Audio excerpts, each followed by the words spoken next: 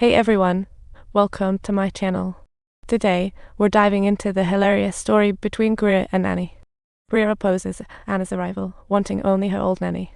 After bringing her home, Greer pouts in the elevator. Then, while Anna's distracted, she sneakily yanks down Anna's pants and zips inside, looking Annie out. What a hilarious scene. Just when Annie is in a pickle, a boy pops open the elevator, catching her in a total mess. What a cringe-worthy moment. Anna's heart is doing somersaults in front of this sunshiny, handsome boy, but Mrs. Laura literally forbids romance during work hours. Thus, the boy's rich way out of Anna's league. All she can do is stifle her excitement. She's still battling Greer. Despite Anna's patience, Greer slams her food against the wall. Greer is always plotting her mischief, and bath time looks like a war zone. Poor Annie can't even fix their relationship. At night, Mom comes throwing questions because Annie hasn't called home in 2 weeks, and now she suspects what on earth Annie is up to. To avoid worrying Mom, Annie lies about landing a high-paying job, but just then, in bursts Mrs. Laura. She unceremoniously orders Annie to whip up a baked egg dinner tomorrow night. Annie's thinking that's her family, and wishing Mom knew nothing about her secret.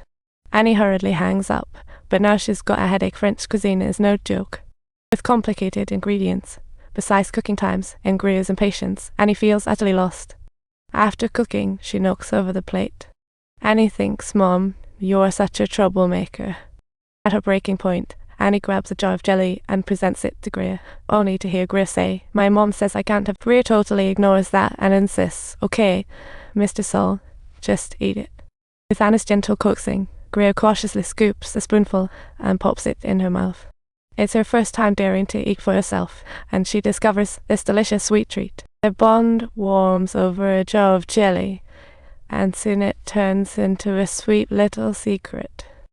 Just as the excitement peaks, in walks Greer's dad, Mr. Paul. Nervously, Greer runs into her dad's arms, and Annie politely introduces herself, but Mr. Paul just coldly shuts the door on them. Annie sees the sadness in Greer's eyes, and her heart aches.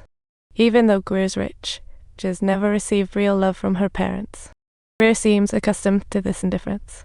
At such a young age, she has learned to bear it silently, and it breaks Anna's heart. From that moment on, Greer's dependency on Annie grows deeper, afraid Annie will vanish like her last nanny.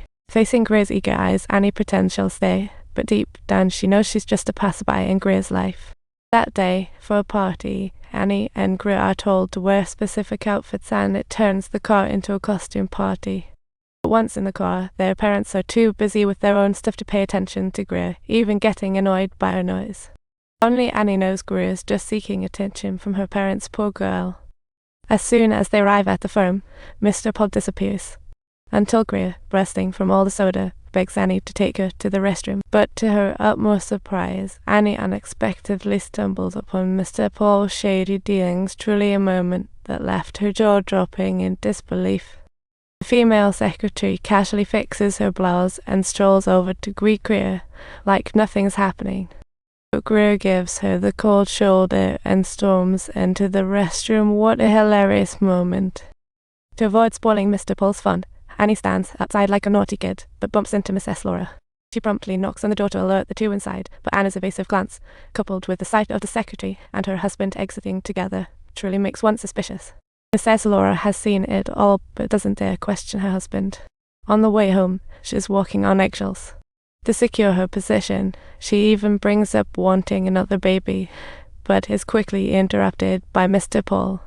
Witnessing Mr. Paul's cold demeanor, Annie sits up a tent with Greer and starts reading fairy tales to drown out the harsh words. Slowly, Annie becomes Greer's best friend. All Greer cares about is whether Anna's around, not whether her stories are good.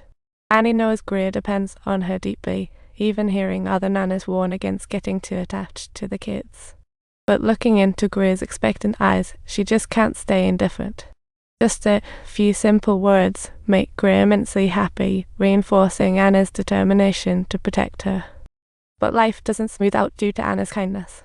One day, Mrs. Laura confronts Annie suddenly. She finds a dress at home and questions Annie if it's her private property. Anna's jaw drops. Annie wants to deny it, but Mrs. Laura insists it's hers, laced with threats. In the end, Annie reluctantly admits it, even though Mrs. Laura knows it's not hers at all. Mrs. Laura just uses Annie as a scapegoat for some twisted sense of comfort. After that, Mrs. Laura puts on her haughty airs and asks about Greer's well-being. Annie sincerely affirms everything, providing Mrs. Laura just a smidgen of comfort. For her, Greer is the only source of pride in her otherwise glittery life. As they bond more, Annie takes Greer on all sorts of fun adventures, and Greer truly experiences the joys of being a normal kid. She is no longer influenced by the complexities and vanities of high society, relishing all the joys she never knew existed. If you loved this story, don't forget to like, comment, and subscribe. You won't want to miss more fun content.